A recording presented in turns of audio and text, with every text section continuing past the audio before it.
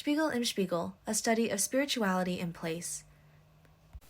Spiegel im Spiegel is a piece by Estonian composer Arvo Pärt. Pärt was born on September 11, 1935, in Pärt, and is regarded as a contemporary classical composer. He is often associated with the compositional styles of sacred and secular minimalism and tintinnabulation, the latter of which Pärt pioneered. Tintinnabulation is a compositional style that mimics the ringing of bells with two voices, a tintinnabular or ringing voice, and a melodic voice. Tintinnabulation is a very personal and deeply sensed attitude based on Christian values, religious practice, and a quest for truth, beauty, and purity. His music is in part inspired by Gregorian chant and the polyphony of the European Renaissance. Because the Soviet Union began its occupation of Estonia in 1940, when Pärt was only 5 years old, Pärt was not heavily influenced by non-Soviet European composers of the time. Up until 1957, Pärt studied piano at Rakvere Music School and then the Tallinn Music School. From 1958 to 1968, he worked as a sound engineer for Estonian radio. During this time, he used modernist techniques of music, including neoclassicism, dodecaphony, serialism, collage, and aleatoricism. In 1968 to 1976 is considered his crisis years. Pärt faced internal conflict and lost his inner compass.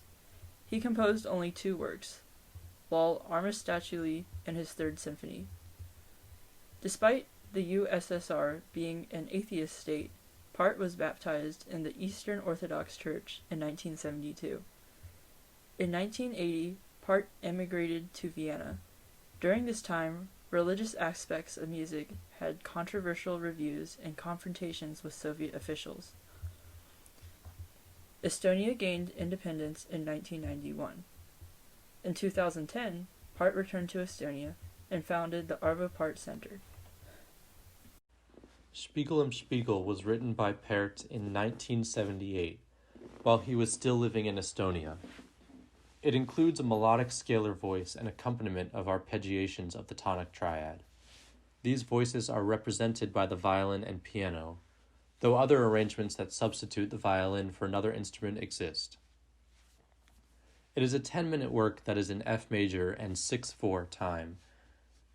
As a tintinnabular minimalist composition, its rhythms and harmonies are fairly simple and diatonic, and there are no tempo changes in the piece, and no ornamentations in either voice. Throughout the entire work, there are only a few long phrases. In Spiegel im Spiegel, there is a melodic pitch center of A4, which is surrounded by ascending and descending scalar motion in the key of F major and of increasing amplitude as the piece goes on. We have created a map of the violin melody, which shows the increasing amplitude over time.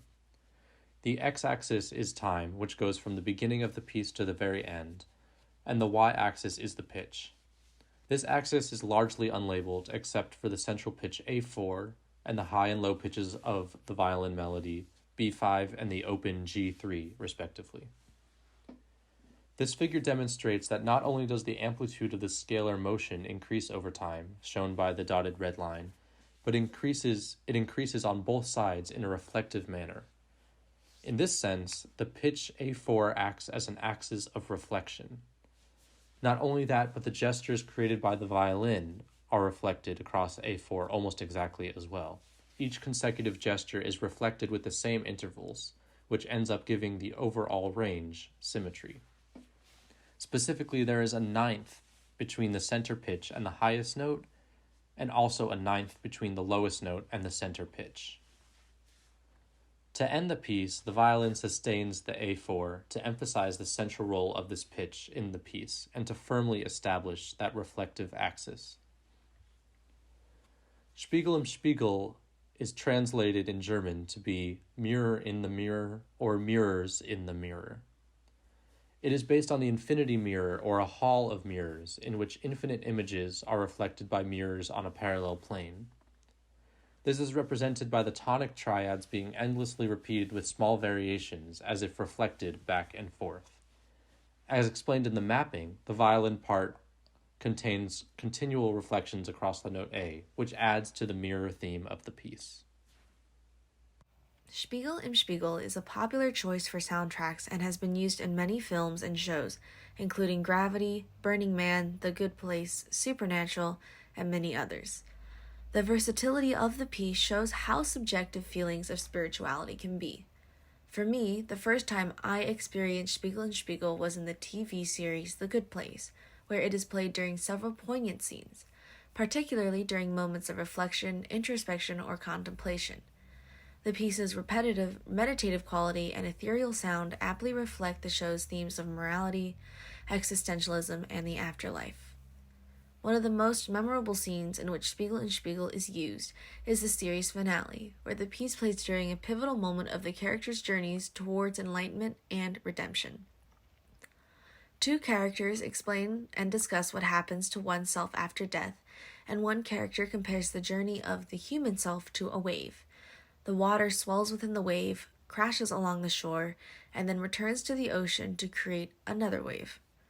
Essentially, once we are done, we return back to the universe and become something new.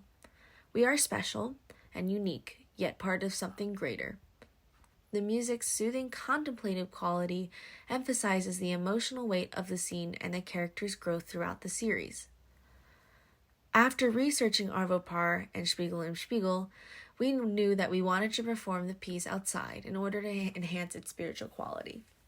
When one is surrounded by nature, there is a feeling of serenity that comes from being away from the hustle and bustle of everyday life. The sounds of rustling leaves, chirping birds, and flowing water can create a peaceful and meditative atmosphere. In the same vein, Pärt's music is stripped down to its most essential elements. The result is a feeling of clarity and focus, allowing the listener to fully immerse themselves in the present moment. Our group did point out that nature can evoke feelings of large-scale grandeur, whereas Spiegel im Spiegel lends itself to a more personal and intimate space. However, we believe that playing this piece within a space that is so large induces feelings of zooming in and finding oneself within that grander scheme. We feel that nature reflects itself well within the whole tintinnabule composition style, because tintinnabule came from Arvo Pärt finding himself in a place where everything makes sense, and nature makes sense. With all of this in mind, our group thought that the shores of Acton Lake best represented Pärt's piece. As per Pärt's personal ideology, Houston Woods serves as an escape for Miami students, where one can relax in the stillness of the forest away from all of those musical analysis assignments. When we visited the woods, the ambient sounds of birds, lapping water, and far-off people created the perfect tintinnabule soundscape. Because of this sense of intimacy, we decided not to invite an audience. We played for the space. We would now like to play for you our performance of Spiegel im Spiegel on the shores of Acton Lake. Beware, there are some solos featuring geese in the background.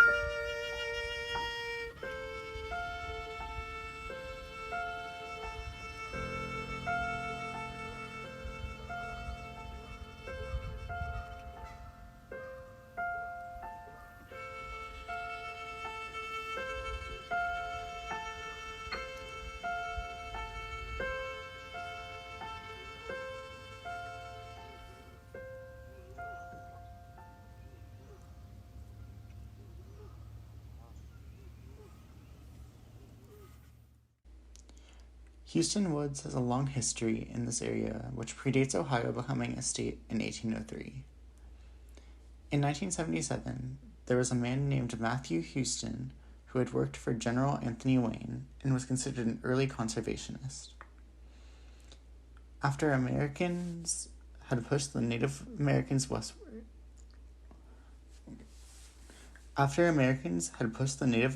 westward, Houston began buying land and preserving the forests. The Houston family owned this land until the 1930s. It was then purchased by Morris Taylor and eventually bought by the state, officially becoming a state forest in September 1941. 4 years later, in 1945, more land was bought and the state forest was expanded. Beginning in 1952, honor status inmates were held in Houston Woods at the Oxford Honor Camp until 1964. The buildings of this former camp now serve as the park office, meeting rooms, and nature center. In 1956, a dam was built across 4 Mile Creek, which caused the creation of Acton Lake. A year later, Houston Woods officially became a state park.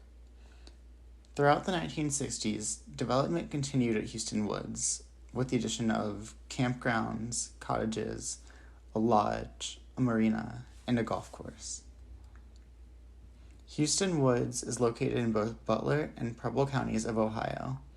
It's a place where people can go camping, golfing, boating, hiking, fishing, or play disc golf. There are also hiking trails, horseback trails, and mountain biking trails. As an outdoor space, it is also pet-friendly and contains a dog park. Houston Woods spans almost 3,000 acres of land and is at an elevation of 938 feet above sea level. In Houston Woods, there is limestone bedrock containing magnesium, which is evidence of an ancient shallow sea that covered Ohio at one point in time. As a result, fossilized marine life and rich soils can be found here. Houston Woods is a remnant of the beech maple forest that once stretched in a broad band from southwestern Ohio to its northeastern corner. Much like other state parks in Ohio, Houston Woods has no entrance fee. This state park is home to the Pioneer Farm Museum, which is comprised of 3 buildings. One of these buildings is the 1836 Doty Home, which was built in 1836 by Joseph Morris and later purchased by his brother-in-law, Samuel Doty. In 1959, it was opened to the public as a house museum by the Oxford Museum Association.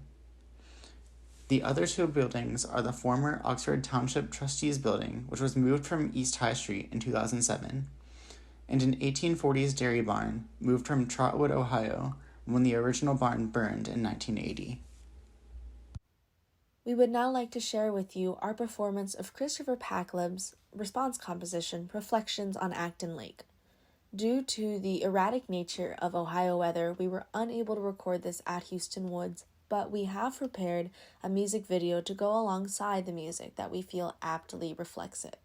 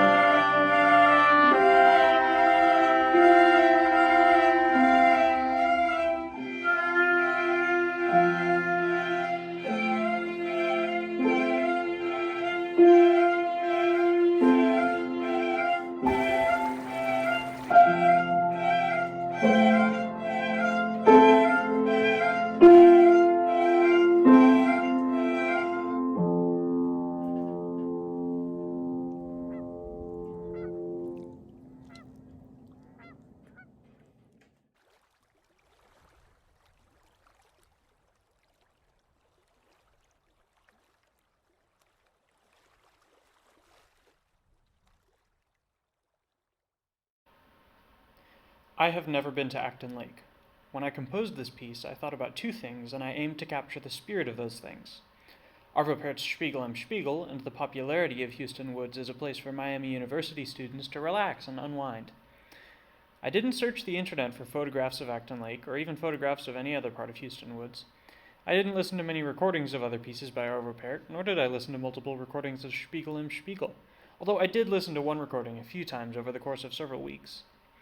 I learned some history about Pärt's compositional style and influences before beginning this project, so I did have some guidance in understanding what Pärt was highlighting in his compositions.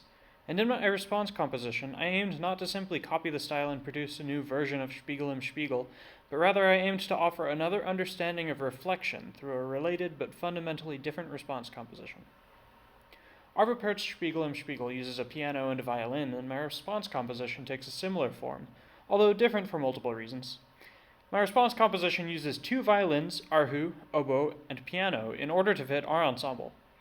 The piano takes a similar role of continuous arpeggiated lines, while the second violin and the oboe have sustained melody notes, in mostly scalar motion. The first violin and arhu provide an ostinato, consisting of classically understood psi gestures. However, in this case, due to their frequency and the context and purpose of the gestures, they're not psi gestures really, but they make a continuous line, meant to create a shiny floating feeling. Though many primary analyzable characteristics are nearly identical to Spiegel am Spiegel, I find that the pieces differ significantly in the experience of listening. Spiegel am Spiegel has very few dissonant violin notes, and the dissonances can be understood very functionally, for example as a 7/6 suspension in measure 102.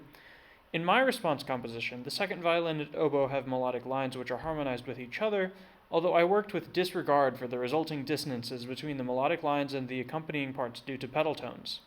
This fact, accompanied by the more active ostinato in my piece compared to Spiegel am Spiegel's piano quarter notes, gives Reflections on Acton Lake a more lively feeling than Spiegel am Spiegel.